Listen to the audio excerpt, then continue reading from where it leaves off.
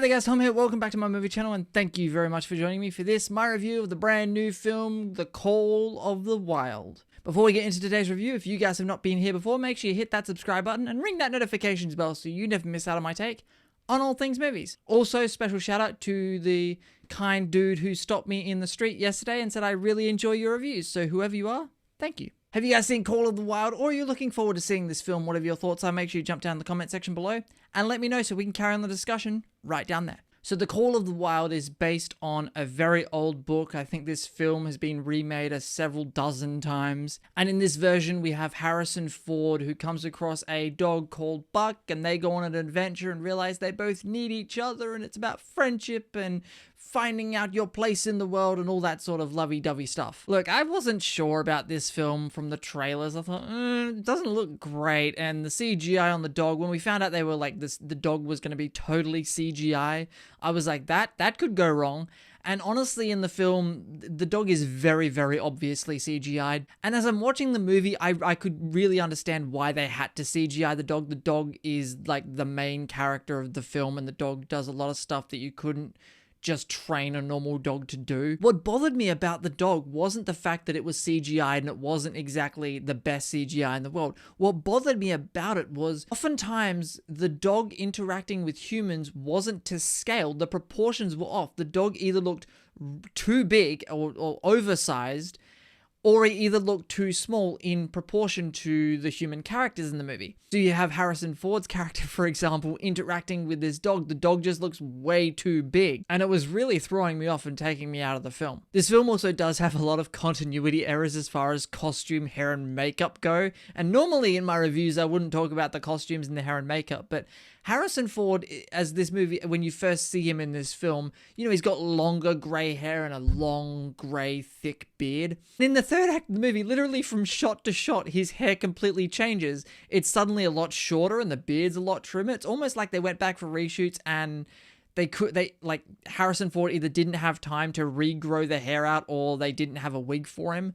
So towards the third act, Harrison Ford's hair completely changes it, and for some reason that really, really bothered me. So aside from all that, overall, I actually enjoyed the movie. Is it a great movie? No, it's not a great movie. Would I buy the Blu-ray of this film? Probably not. But there were several moments in this movie that made me laugh, made me feel genuine emotion. Towards the third act, my bottom lip started to quiver a little bit at some things that were happening. And that happened also at a couple of other points throughout the movie. So this film does have a lot of heart. And I have to give a lot of credit to the movie for making me feel a lot of emotions for a CGI dog that doesn't exist. And I think what makes that work, as distracting as the CGI might have been, or as the proportions of the dog might have been, what makes that work is the human actors in the film interacting with the dog. Their acting made that dog more believable than it ever should be in the first place.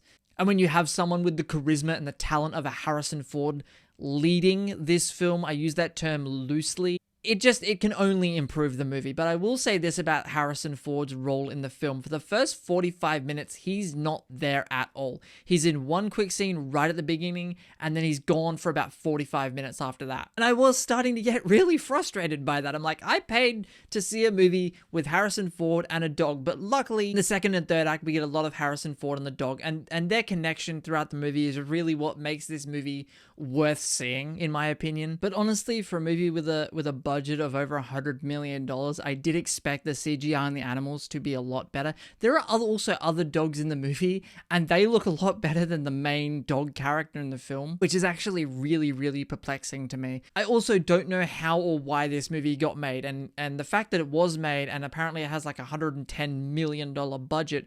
Who at Fox at the time thought this movie was ever going to make its money back?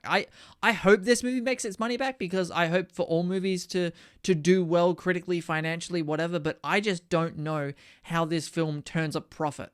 But look, overall, I actually enjoyed Call of the Wild. I didn't love it. I don't hate it. I certainly didn't hate myself watching the film. And the film, with the heart that it has and the humor that it has and Harrison Ford, it redeemed itself by the end of the movie, despite all the problems I have with the CGI and some of the editing choices made in the movie. But honestly, I don't think this movie is a bad film. I don't think it's hot garbage. I think this is a movie that if you want to go and see a feel-good film, I think this is the film out at the moment that's probably worth seeing, especially if you're a dog person. So dog movies always just hit me in the feels. It doesn't matter if they're real or if they're fake. So that'll do it for my review of Call of the Wild, guys. Thank you so much for watching. And remember, if you haven't been here before, make sure you hit that subscribe button and ring that notifications bell. And let me know what you thought about Call of the Wild in the comment section below. We will carry on the discussion right down there. I very much look forward to it.